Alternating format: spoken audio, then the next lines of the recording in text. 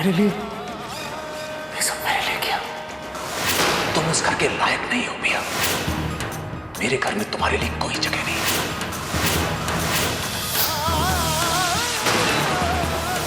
इन papers पर sign करना। कैसे पेपर्स हैं ये? हमारे डिवोर्स के पेपर्स।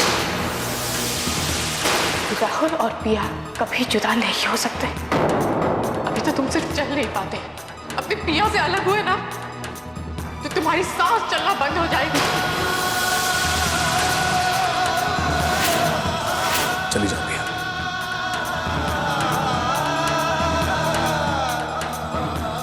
तुम ठीक हो जाओ, मैं चली जाऊंगी। तुम चली जाओगी तो मैं ठीक हो जाऊंगा।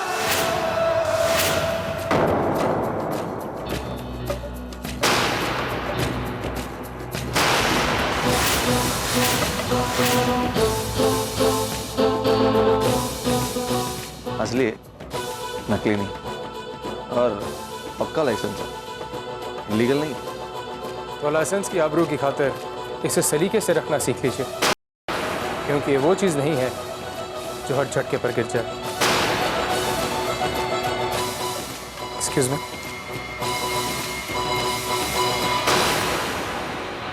अच्छा बेटा, अब जब हम खुद गिरे हुए हैं तुम्हारी चीजें गिरी हुई नहीं होंगी। तो भाई कौवा जितना भी नहा ले सफेद नहीं होता। Very very.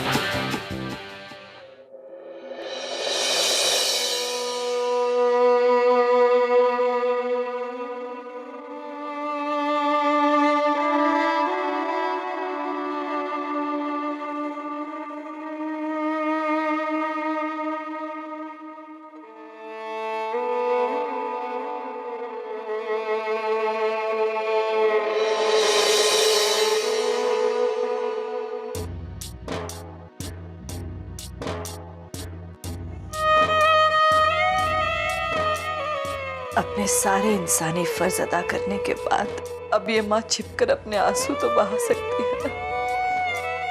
तुम्हें अपनी माँ से नफरत है, पर बेटा तुम्हारी बुराइयों को शह देना मेरी ममता के मजहब में नहीं था।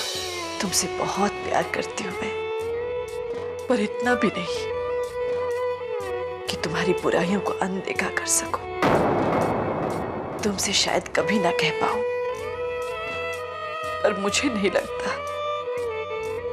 मैंने अपने किसी भी बच्चे को तुमसे ज्यादा प्यार किया। मैं शायद तुमसे कभी ना बोल पाऊं। जब तुम इस घर में नहीं होते तो तुम्हारी कमी इस घर में सबसे ज्यादा महसूस होती। मैं जिंदगी भर कोशिश करती रही कि तुम मेरे प्यार को समझो, मेरे प्यार के लायक बनो, पर कभी मैं फेल हो गई, कभी तुम हार गए। बेटा औलाद का ये हश्र होने की जिम्मेदारी उसकी मां पर भी जाती है। तो सॉरी बेटा, मैं तुम्हें तुम्हारी बुराइयों से नहीं बचा सकी। सॉरी। मां की सख्ती में भी प्यार होता है, नफरत नहीं। ये बात ना मैं तुम्हें समझा पाई और ना तुम समझ पाए, पर काश ये बात तुम इस जन्म में समझ जाओ। काश। अम्मा,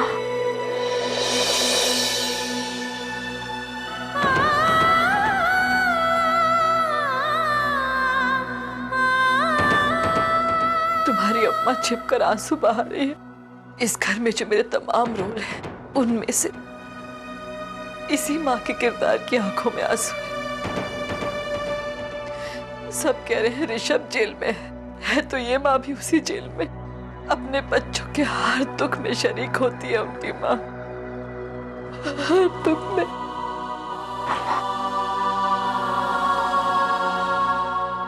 अम्मा, अगर आपको ये लगता है कि नहीं प्रियंका बेटा, इस माँ की वजह से तुम मीरा को कमजोर मत पड़ने दो।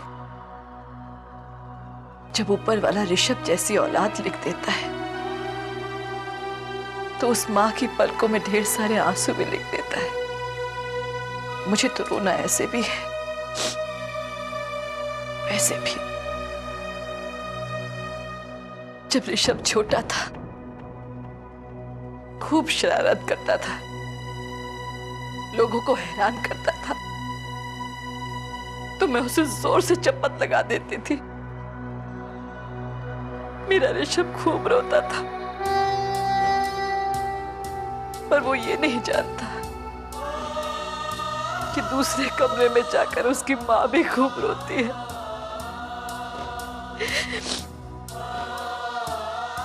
ऋषभ पर हाथ उठाना तो बंद हो गया,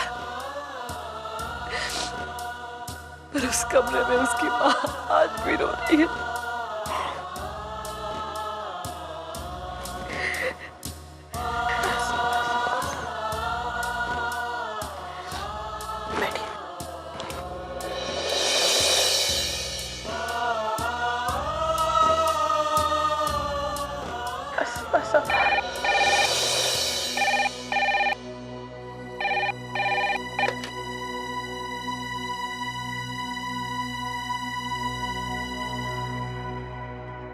हेलो बेटा, अब तेरे ही भरोसे है वो घर लगातार बिखरता जा रहा है। इस तूफान की ये बेरहम हवाएं किस रिश्ते को कहां उड़ा के ले जाए पता नहीं।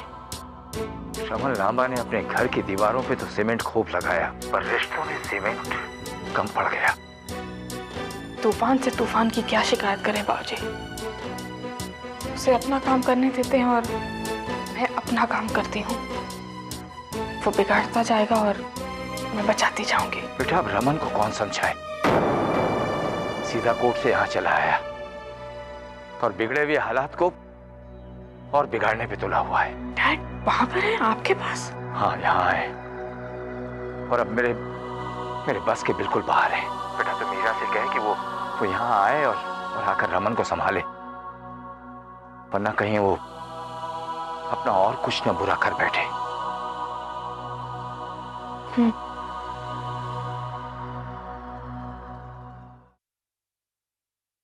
मुझे उससे कोई मतलब नहीं है, मेरा काम हो जाना चाहिए। सर आप फिक्र मत करो। जी, आप तो जहां जाते हैं बाहर आ जाते हैं। आपका काम हो जाएगा, मैं थोड़ी देर बाद आता हूँ।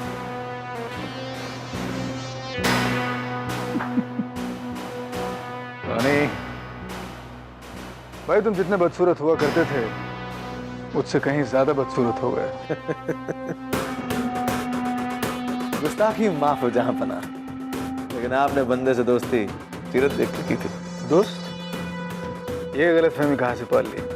तुम तो हमारे वो हुआ करते थे। अब जाने भी दो ना चीफ, इतनी मुद्दत बाद बने, थोड़ा तो लिहाज कर लो। अरे दोस्त, कम से कम सुनो तो सही कि हम तुमसे क्या कहने वाले।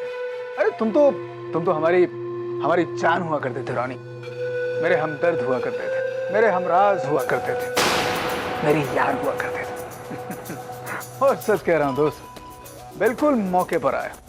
इतनी जरूरत मुझे तुम्हारी कभी नहीं पड़ी जितनी अब पड़ने वाली।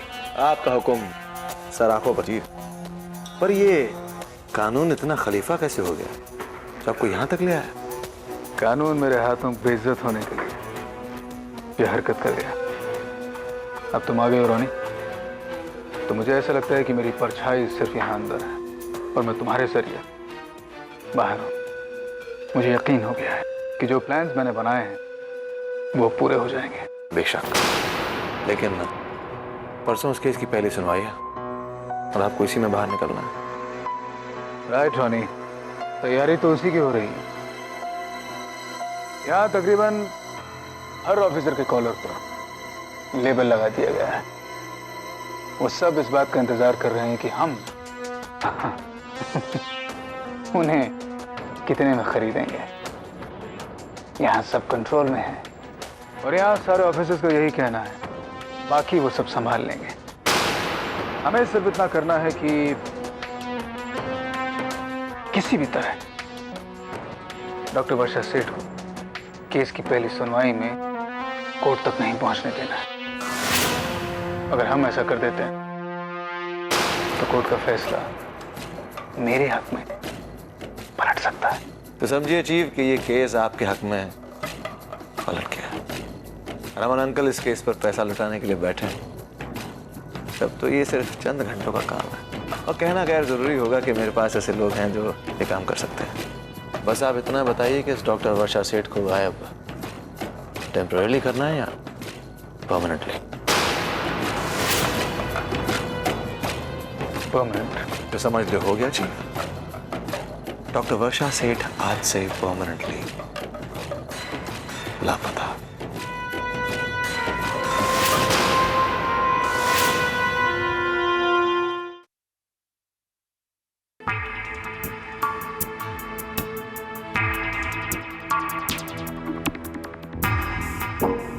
रमन, तू जहर की खेती करता है, ऐसा पैसा पलटकर अपने आप को ही डंक मारता है।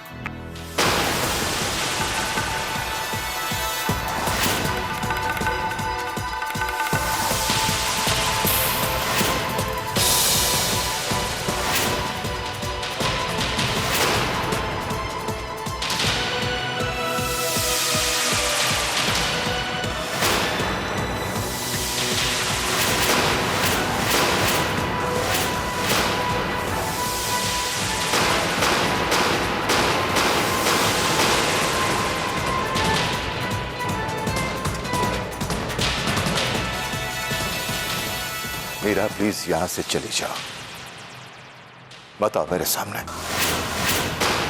बेकार की बातें मत कर रमन। तो मत करो ना बात मुझसे, मैं कहा किसी से बात कर रहा हूं।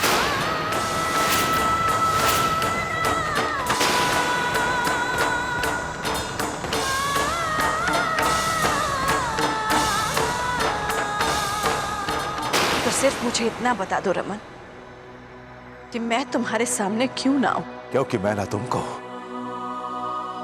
ना मेरे उस घर में रहने वालों को, ना अपने उस घर को अपनी ये हारी हुई शक्ल दिखाना चाहता हूं।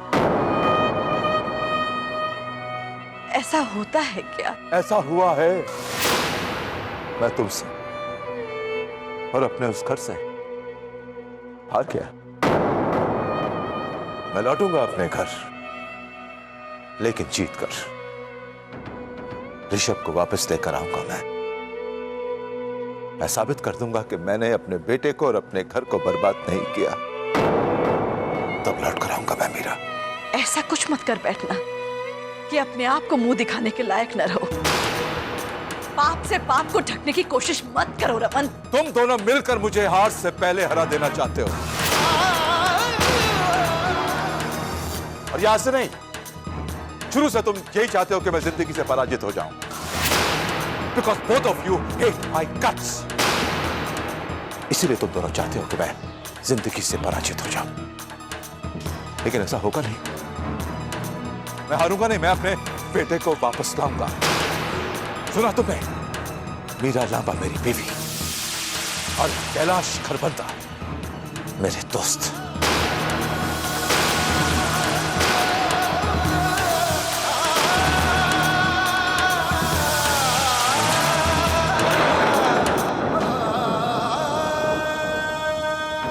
रमन तो जब हारेगा तब हारेगा,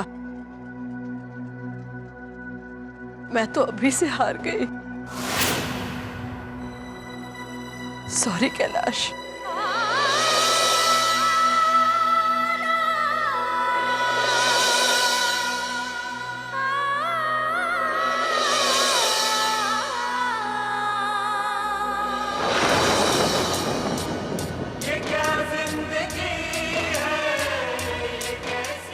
तुम दोनों मिलकर मुझे हार से पहले हरा देना चाहते हो, और ये आज से नहीं, शुरू से तुम दोनों यही चाहते हो कि मैं हार जाऊं, पराजित हो जाऊं जिंदगी से।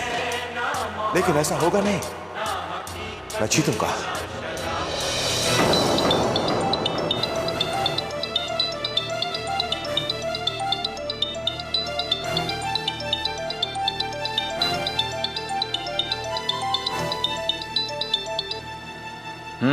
रमन अंकल, रॉनी बोल रहा हूं। इस वक्त सैंटा क्रूज में हूँ, डॉक्टर वर्षा सेठ की बिल्डिंग न्यू हेवेंस के सामने वाली बिल्डिंग में। ऋषभ ने कहा कि इस डॉक्टर का इस केस से लापता होना जरूरी है और फिलहाल उसके साथ कोई आदमी है उसके घर पे। जैसे ही आदमी जाता ना अंकल, उसके बाद डॉक्टर वर्षा सेठ का ऋषभ के केस के साथ कनेक्शन कट। फिर जाके ऊपर डॉक्टरी करेगी वो। नहीं अंकल,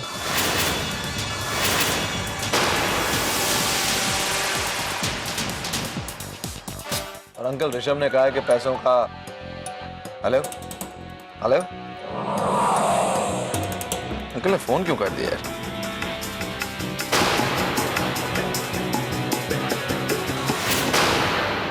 ए सुनो, वो डॉक्टर का पेशेंट जा रहा है, देख लो फटाफट जाओ, धंधे पे कमान।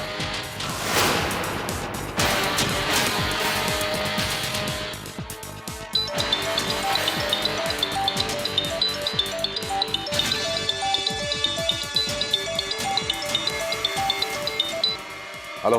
हाँ अंकल, रॉनी बोल रहा हूँ। क्या फोन काट दिया आपने अंकल? मैंने फोन कहाँ काटा? क्या अंकल, अभी तो मैंने आपको फोन करके बताया। इस वक्त हम लोग डॉक्टर वर्षा सेठ के पते से बोल रहे हैं।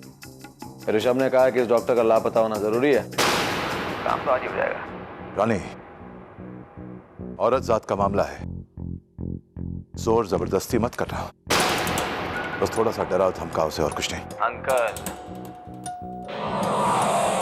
अभी वो प्यार मोहब्बत से डराने धमकाने का जमाना तो कब का गया अंकल। ऋषभ ने तो कहा है कि उसका मेन पावर प्लग ही उखाड़ दो। रानी तुम ऐसा कुछ नहीं करोगे। अंकल ये मौत एक सीधा साधा सुसाइड केस लड़ने वाला है। अब फिर आपने इतने प्यार से पैसे दिए मेरे लड़कों को, वो भी आपका काम जरा दिल लगा के करेंगे। रानी अपने लड़कों को रोको तुम। मेरे बंदे तो कब के निकल चुके हैं, अभी तो वहाँ इंटरवल चल रहा होगा। आप एक काम कीजिए अंकल, बाकी के पैसे new haven building Santacruz में भिजवा दीजिए।